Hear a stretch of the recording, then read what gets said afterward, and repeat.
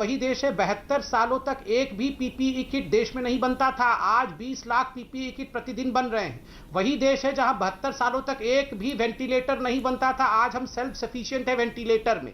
आज पूरे के पूरे टेस्टिंग हमारा देशी तरीके से देश में ही हम टेस्टिंग कर पा रहे हैं। करोड़ों टेस्टिंग प्रतिदिन हो पा रही है। ये सब किसने कर दिया?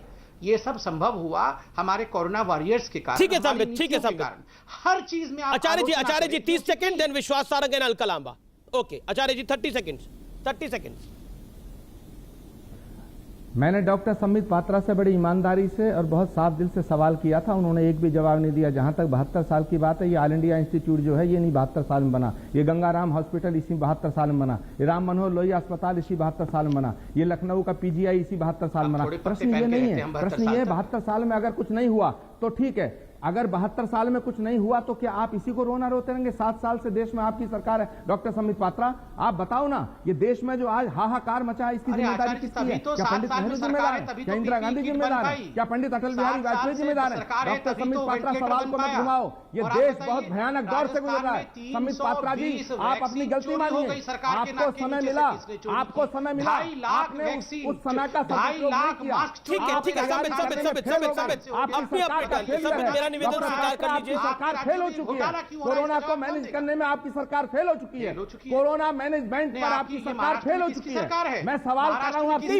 आचार्य जी, ये सरकार अगर फेल होगी, देखिए अगर ये सरकार फेल होगी तो ये देश फेल होगा। इस समय अगर सरकार फेल होगी तो देश फेल हो जाएगा। देश में लाखों लोगों की जानें चली जाएगी। सरकार को फेल होना नहीं है इस समय। किसी भी सरकार को, ना महाराष्ट्र की सरकार को, ना यूपी की सरकार को, ना छत्तीसगढ़ की सरकार को, ना राजस्थान, ना गुजरात की सरकार को, किसी ना मध्य प्रदेश की सरकार को, किसी सरकार को फेल होना नहीं है। हमारी तो प्रभु से कामना यही होनी चाहिए कि ईश्वर हमारी कोई सरकार फेल ना करे, हम सब लोगों को सुविधाएं दे पाए, सब लोगों को इलाज दे पाए। हम यहां पर ये कह रहे हैं कि यह सरकार फेल हो जाएगी तो क्या इसका राजनीतिक फायदा हो सकता है कि उसका राजनीतिक फायदा टेम्परेरी किसी को मिल जाए, लेकिन महत्वपूर्ण क्या है? लोगों की जान बचनी चाहिए। महत्वपूर्ण यह है। मैं रुक करता हूं विश्वास सारंग का और अलका लांबा का। विश्वास सारंग, सरकार फेल हो रही है, तैयारी कुछ नहीं थी, आप तो मंत्री हैं, मैं जानता हूं अब से कुछ देर पहले भी आप कोविड की मीटिंग में थे और आप लगातार काम कर रहे हैं। मैं ये जानना चाहता हूं, मध्य प्रदेश के अंदर क्या आंकड़ों की जादूगरी कर रहे हैं आप लोग, जो विपक्ष आप पे बार बार आरोप लगा रहा है, और ये आरोप बीजेपी के हर राज्य पे लगा रही है कांग्रेस पार्टी कि ये आंकड़े छुपा रहे हैं और जनता के सामने सच नहीं लेके आ रहे हैं। जवाब दीजिए विश्वास जी, स्थिति खराब है देश में। नहीं, देखिए सबसे पहला प्रश्न ये उठता है कि हम आंकड़े छुपाएंगे क्यों? इससे सरकार को क्या फायदा है? देखिए अमित जी, संकट बहुत बड़ा है, संक्रमण बहुत बड़ा है, पर मुख्य मुद्दा यह है कि इस देश में आज भी तथाकथित विपक्ष के नेता और वो नेता जिनको पूरे देश ने हर स्तर पर झुठला दिया है और पूरी तरह से नकार दिया है, आज वो ट्वीट के माध्यम से ऐसे संवेदनशील मामले पर भी राजनीति कर रहे हैं। देखिए, दो बातें हमें निश्चित करनी पड़ेंगी कि ये एक महामारी है, बीमारी नहीं है। पूरी दुनिया में इसका प्रकोप है और मैं पूरी ताकत के साथ कहूँगा कि जिस तरह की महामारी को पूरी तरह से नरेंद्र मोदी जी ने डील किया है, इससे अच्छा कुछ नहीं हो सकता था। एक वो वायरस जो दिख नहीं रहा है, जो पूरी तरह से अनप्रेडिक्टेबल है, जिसके बारे में कोई रिसर्च नहीं है, जिसके बारे में कोई स्टडी नहीं है, वो वायरस आता है और 137 करोड़ का देश उसको इस तरह से पूरी तरह से ये इस संकट से निपट लेता है। ये बहुत बड़ी बात है। मैं अमित जी कहना चाहता हूँ, जिस समय ये कोरोना शुरू हुआ था, आपको याद होगा कहा जाता था कि गर्मी में ये ख़त्म होगा और सर्दी में ये बढ़ेगा। आप देखिए ये जस्ट उल्टा हो रहा है। सर्दी में इसका प्रकोप कम हुआ, गर्मी में इसका प्रकोप बढ़ गया।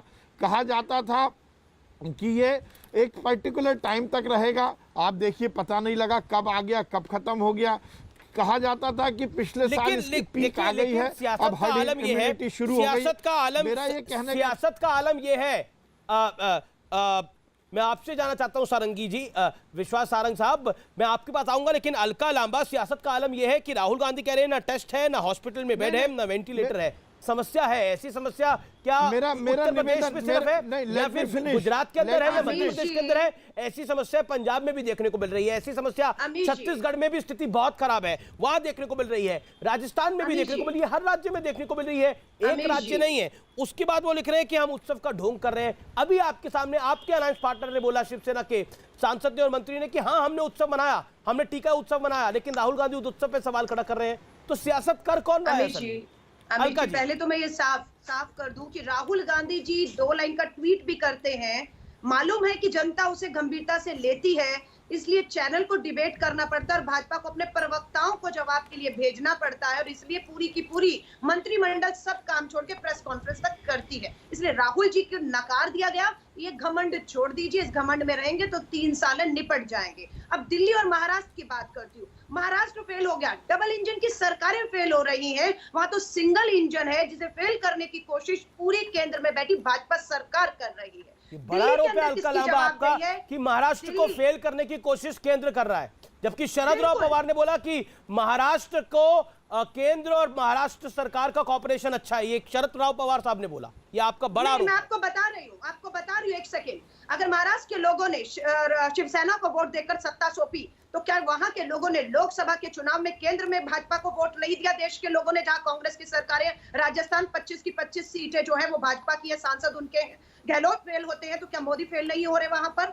क्या वहां पर जो डबल इंजन की सरकार, दिल्ली में तो डबल इंजन है ना। गृह मंत्री, मैं पूछना चाहती हूँ, यहाँ पर आंकड़े, महाराष्ट्र अगर मुंबई पूरे देश और विश्व में, भारत की राजधानी दिल्ली, केंद्र शासित दिल्ली नंबर 1 पर है कोरोना के मामलों में, मौत के आंकड़ों में प्रति लाख 1 नंबर पे है। कहाँ है अमित शाह जी? क्यों अभी तक सारे काम छोड़कर दिल्ली में नहीं दिख रहे हैं? दिखेंगे जब वो चुनाव खत्म हो जाएगा, 8 चरण का बंगाल में दिखेंगे, और उसके बाद फिर वही आंकड़ों का खेल होगा, बड़े बड़े होर्डिंग पोस्टर लगेंगे, वाहवाही होगी कि देखिए ये फेल हो गए थे, हमने पास कर दिया। मैं माफी चाहूंगी, आप बिल्कुल अमित जी आपने ठीक कहा है, बख्श दीजिए राज्य सरकार, तेरी सरकार, मेरी सरकार। हम ये आपके जो है भाजपा के प्रवक्ता कह रहे हैं 70 सालों में 20 लाख किट पीपी नहीं बनी, हमने बनाई। अरे दिल्ली के कब्रिस्तान में, शमशान घाट में पीपी की किट नहीं है कोरोना वॉरियर्स के पास, ग्लव्स नहीं है उनके पास, मास्क नहीं है उनके पास। हकीकत टीवी ने दिखाई है, स्टिंग ऑपरेशन आज तक और बल्कि कुछ चैनल्स ने किए हैं। तो इन्हें ये कहिए, कांग्रेस को मत सिखाएं कि आपने 70 साल में पीपी की किट बनाई है। लेकिन विश्वास सारंग जवाब देना चाहते हैं।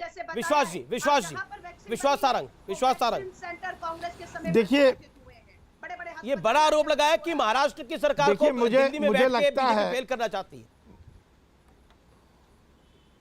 देखिए, मुझे ये लगता है सबसे पहले तो अलका लांबा जी इसी बात पे बड़ी खुश हो रही हैं कि राहुल गांधी के कोई ट्वीट पर न्यूज 18 ने एक डिस्कशन रख लिया। मुझे बड़ा आश्चर्य होता है, और ये इसी बात पर यदि खुश है तो ये घर पर अपने खुश बनी रहे। सही मायने में जितना गैर जिम्मेदाराना रूप कांग्रेस का और राहुल गांधी का है, ये शर्म की बात है कि इस देश की इतनी पुरानी पार्टी इतनी महामारी पर भी राजनीति कर रही है। देखिए, इस देश में नरेंद्र मोदी जी ने, भारतीय जनता पार्टी ने कोरोना संकट से जनता को बचाया है, चाहे मध्य प्रदेश की सरकार हो या भाजपा की दूसरे राज्यों की सरकार, हमने लगातार बहुत अच्छा काम किया है। अमित जी, मैं आपको, प्रधानमंत्री जी ने प्रचार प्रसार, मैं आपको बताना चाहता हूँ, पूरी राजनीति करने का जो षड्यंत्र किया है वो कांग्रेस ने किया है। पहले यही लोग बोलते थे कि वैक्सीन मत लगवाओ, ये वही बोलते थे कि वैक्सीन खतरनाक है, आज कह रहे हैं वैक्सीन मिल नहीं रही। मुझे आश्चर्य होता है, आप ही तो कहते थे कि वैक्सीन तो गलत है, आज कैसे बोल रहे हो आपकी वैक्सीन मिल नहीं रही? आचार्य प्रबोध कृष्ण आपने माहौल खराब किया इस देश में इस महामारी के समय, जब विपक्ष को खड़ा होना था, जिम्मेदारी के साथ खड़ा होना था। जी आचार्य जी अपनी बात को अब 30 सेकंड रखिए क्विकली, देन बोलिए आचार्य जी। देखिए अमीश देवगन जी, मैं आपसे बड़े विनम्रता से कोई झगड़ा नहीं करना चाहता। मैं ये पूछना चाहता हूं, विश्वास सारंग जी बताएं या संबित पात्रा जी बताएं, कोरोना बढ़ रहा है या घट रहा है?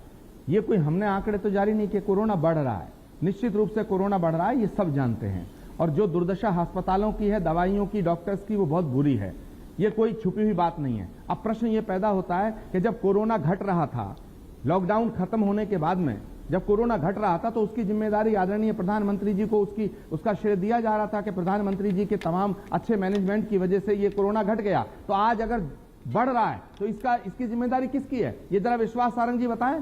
विश्वास इसको सारंग मध्य बताइए। प्रदेश, राजस्थान, ठीक है, पंजाब और विश्वास गुजरात सारंग, और 40 महाराष्ट्र सेकंड में quickly, आप ना quickly। बताएं प्लीज। हाँ, मंत्री जी आप बताइए ना, किसकी जिम्मेदारी है? मुझे बोलना है? जी जी विश्वास जी। बिल्कुल मंत्री जी देखिए, बोलिए। मुझे थोड़ी ऑडियो मुझे आपकी आवाज नहीं आ रही, मुझे बोलना है इस पर? जी विश्वास जी। देखिए, प्रमोद जी ने जो बोला मुझे बड़ा आश्चर्य है। जो गलतियां होती हैं उस पर तो आप इल्ज़ाम लगा देते हो मोदी जी और भारतीय जनता पार्टी को, पर आप जो अच्छा हुआ उसका श्रेय क्यों नहीं देते? प्रमोद जी, आप ये भी बता दीजिए, आपने मुझसे ये पूछा कि कोरोना बढ़ रहा है या कम हो रहा है। निश्चित रूप से बढ़ रहा है, परंतु यदि बढ़ रहा है तो पूरी दुनिया में बढ़ रहा है। ये संक्रमण का रोग है। जब लॉकडाउन लगाया गया था तो आप ही लोग इसका विरोध करते थे।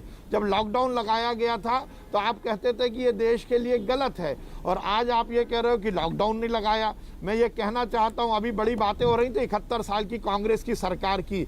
आप उठाकर इतिहास देख लीजिए, कांग्रेस ने 71 साल में आज़ादी के बाद स्वास्थ्य सेवाओं के लिए क्या किया, और इस एक साल में मैं ये कहना चाहता हूं जिस साइंटिफिक तरीके से ये पूरा कोरोना को डील किया गया है। देखिए, हमारी उस समय स्थिति ऐसी नहीं थी।